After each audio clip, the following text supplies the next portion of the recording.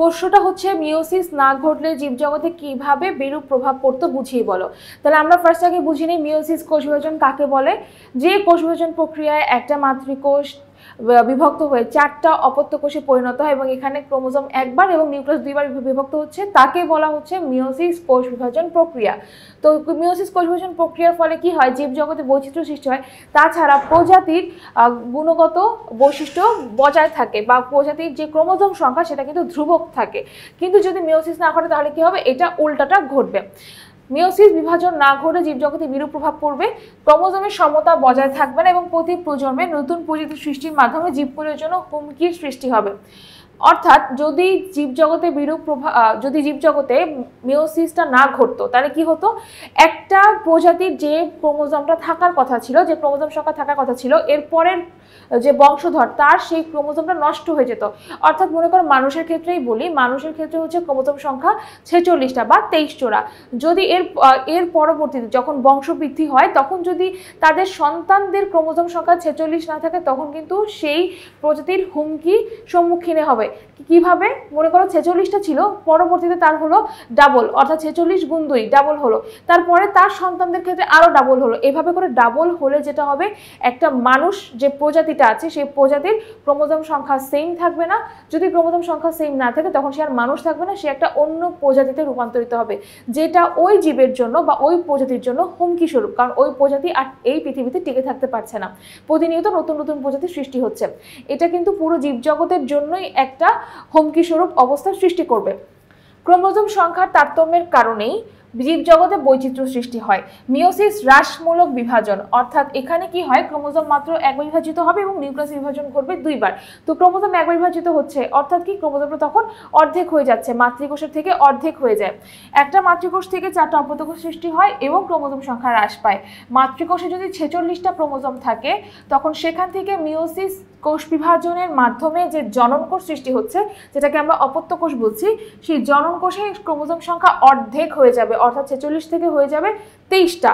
এই ক্রোমোজোম সংখ্যা যখন হ্রাস পাচ্ছে তখন কিন্তু একটা আলটিমেটলি মানুষ প্রজাতির ক্রোমোজোম সংখ্যা ধ্রুবক থাকে। পরবর্তীকালে গ্যামেটগুলোর মিলনের ফলে জাইগোটে ক্রোমোজোম সংখ্যা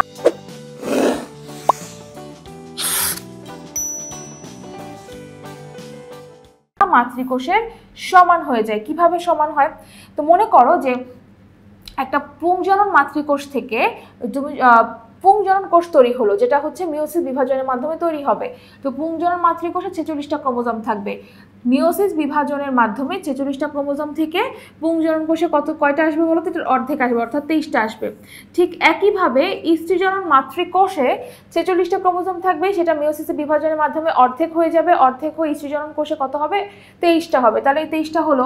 এখন যেটা হয়, স্ত্রীজনন কোষ এবং পুংজনন কোষের মিলনের মাধ্যমে যে জাইগোটটা তৈরি হচ্ছে তখন কত হচ্ছে বলতো, 23 যোগ 23, তখন কিন্তু 46টাই হচ্ছে। অর্থাৎ মাতৃকোষে যে পরিমাণ ক্রোমোজোম ছিল এই জাইগোটে ঠিক সেই পরিমাণ ক্রোমোজোমই আবার ফিরে আসতে পারে। তো যেহেতু ফিরে আসছে তার মানে এটা কিন্তু এইখান থেকেই পরে কোষের সংখ্যা বৃদ্ধি পাচ্ছে। কোষের সংখ্যা বৃদ্ধি হবে কিভাবে, মাইটোসিসের মাধ্যমে। এখানে মিওসিসের কাজ একবারই হবে, মিওসিসের কাজ জনন কোষ তৈরি পর্যন্তই শেষ, এরপরে মিওসিসের আর কোনো কাজ নেই। এখানে 46টা ক্রোমোজোম থাকার পরে এই 46টা ক্রোমোজোম দিয়েই একটা জীব দেহ গঠিত হবে।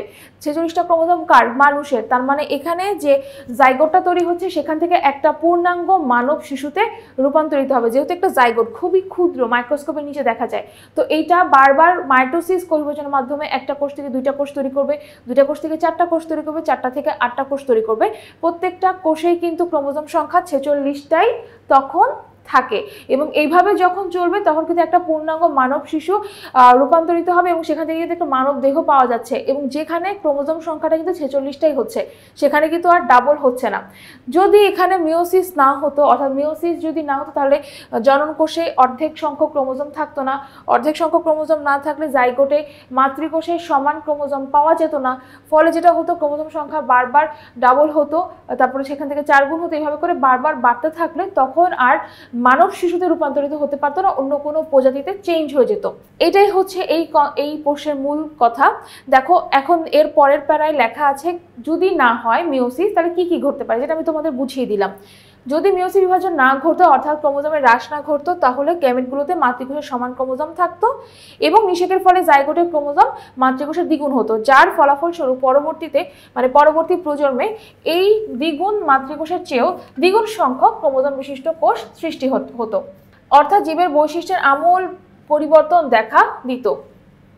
দ্বিগুণ অর্থাৎ হচ্ছে দ্বিগুণভাবে তাদের সংখ্যাটা বারবার বেড়ে যেত।